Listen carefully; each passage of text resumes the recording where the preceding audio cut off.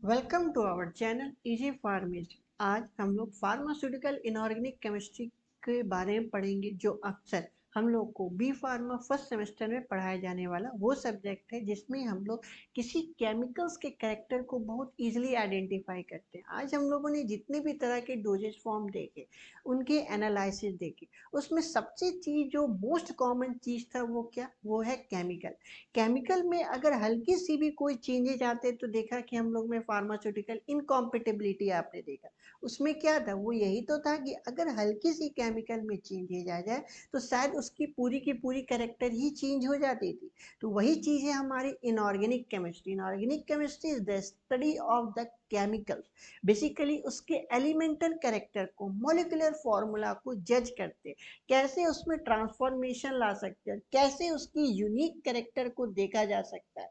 उसी चीज को हम लोग इसमें इनऑर्गेनिक केमिस्ट्री में पढ़ते हैं, क्योंकि उस केमिकल का हम लोग यूज फार्मास्यूटिकल प्रोडक्ट्स में कर रहे हैं, इसलिए उसका टोटल नाम जो है वो फार्मास्यूटिकल इनऑर्गेनिक केमिस्ट्री है। केमिस्ट्री के नाम से वो टॉपिक जाना जाता है, वो बेसिकली एक सब्जेक्ट देखा जाता है। और जैसा हम लोग देख रहे हैं कि यहाँ पे 3 बॉटल्स रखी, ये तीनों के अलग अलग कैरेक्टर है।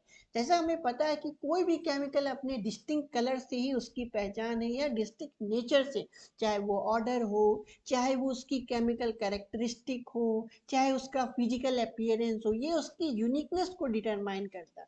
तो आइए उस पीएच को, और सबसे डिटरमाइन करने वाला कौन है, तो हाइड्रोनियम आयन। अगर शायद हाइड्रोनियम आयन ना रहे तो शायद शायद आज हम लोग की कोई कंडक्टिविटी टेस्ट पॉसिबल ही ना हो पाए। कंडक्टिविटी इन द सेंस कि अगर कोई हाइड्रोजन आयन का कंसंट्रेशन का बढ़ना या घटना इसी के बेसिस पे डिटरमाइन किया जाता है। तो आइए कैसे उस चीज़ों को कांस्टेंट रख के हमारे एक फार्मास्यूटिकल प्रोडक्ट किस तरीके से स्टेबल बनता है, उसके बारे में जानकारी लेते हैं। और ये टॉपिक का नाम होगा सबसे unique form, that is the buffer. Means yeah, buffer is nothing but a chemical constituent that maintain the pH, that make a pH at a constant level.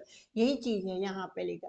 A buffer solution is an aqueous solution consisting of a mixture of a weak acid and its conjugate base or vice versa। में भी ऐसा हो सकता है कि weak base हो और conjugate acid हो, मे बी पॉसिबल। इन्हीं दोनों के कॉम्बिनेशन से एक बफर का फॉर्मेशन। और ये बफर क्या करता है, इसी पीएच को हमेशा कांस्टेंट रखने की इसकी सबसे पहली और सबसे मोस्ट इंपॉर्टेंट काम यही है। यही चीज यहाँ लिखा, buffer solutions are used as a means of keeping pH at a nearly constant value in a wide variety of chemical application. So ultimately ये हमारा buffer is nothing but a pH constant material. कह सकते हैं कि pH को constant रखने के लिए हम लोग अलग अलग फॉर्म में, एसिडिक फॉर्म में, बेसिक फॉर्म में इसी बफर को प्रेजेंट करके अपने प्रोडक्ट को स्टेबल बनाते हैं। तो आइए सबसे कॉमन एग्जांपल जो अक्सर हम लोग देखते हैं एसिडिक बफर का, उसे हम लोग देखते हैं।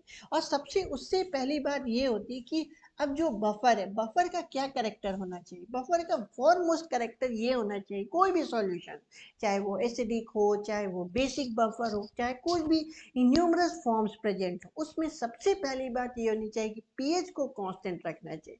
अगर हम किसी सॉल्यूबल, किसी भी सब्सटेंस में इस बफर का एडिशन कर रहे हैं तो वो चीज लंबे समय तक स्टेबल रहे। ऐसा क्योंकि हम लोगों ने बफर को इसलिए रखा है कि हमारा जो प्रोडक्ट है वो स्टेबल हो सके, उसमें किसी प्रकार का अब डिस्टरबेंस ना हो बफर के प्रेजेंट होने। क्योंकि अब जो बफर है वो लाइट रेसिस्टेंस भी होनी चाहिए, एटमॉस्फेरिक कंडीशन से भी अच्छे तरीके से होनी चाहिए। अगर हम डाइल्यूट करते हैं सैंपल को तब भी हमारा बफर में कोई चेंजेस ना आने के कारण हमारा प्रोडक्ट भी एज इट इज स्टेबल ही मेंटेन्ड है।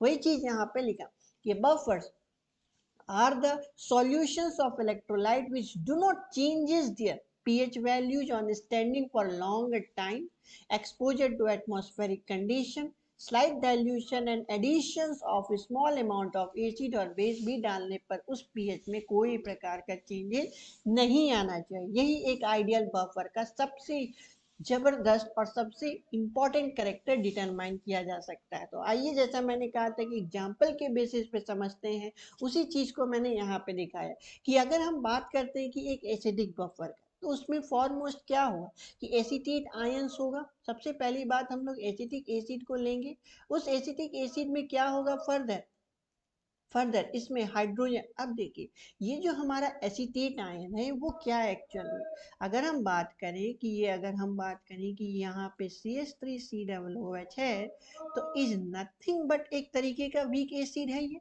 जो कि फर्दर चेंज होगा कि हमारे हाइड्रोनियम आयन को या तो पार्शली वो चेंज कर पाएगा या तो कंप्लीटली वो हाइड्रोनियम आयंस को मतलब डिसोशिएट ही कर पाएगा। और अगर H+ निकल गया तो अब वो वाटर के साथ OH- के साथ मिलेगा और वाटर का फॉर्मेशन करेगा। वही चीज यहाँ पे लिखा है ना, buffer containing acetic acid and sodium acetate, may be the acid is a weak electrolyte and sodium acetate is a strong electrolyte. The dissociation of acetic acid is suppressed due to common acetate ion, and the solution contains less proton concentration and more sodium ion and acetate ions. When a small amount of an acid is added, its proton combines with acetate ion to yield undissociated acetic acid, and the pH of the solution does not change in. So ultimately यही बात था कि जो हमारा acetate ion था वो further आप देखिए हाइड्रोनियम आयन के साथ वापस से ऐड करके, ये देखिए सबसे मोस्ट इंपॉर्टेंट चीज इसमें होता है कि common ion effect, common ion effect. Common ion effect क्या है कि हाइड्रोनियम आयन अगर निकला भी था तो वापस से वो एसिटिक एसिड के एसिटेट आयन के साथ मिलके वापस से एसिटिक एसिड हो गया। ये एक वीक एसिड का कैरेक्टरिस्टिक क्रिएट हो सकता है, यही चीज यहाँ पे मैंने यहाँ इस फॉर्मूला से बताने की कोशिश की है। सो अल्टीमेटली अब हमने देखा कि एक बफर एक तरीके कॉमन आयन इफेक्ट भी शो कर सकता है, एक बात। दूसरा बात कि एज अ वीक एसिड ये काम करके अपने प्रोडक्ट को, अपने जो भी हमारा डोजेज फॉर्म में ऐड किया गया उसमें सस्टेनेबल प्रॉपर्टी कर सके, सस्टेन कर सके उसे, उसकी पीएच हमेशा मेंटेन कर सके। तो आइए देखते हैं कि कौन कौन से बफर का अब यूज कर सकते हैं।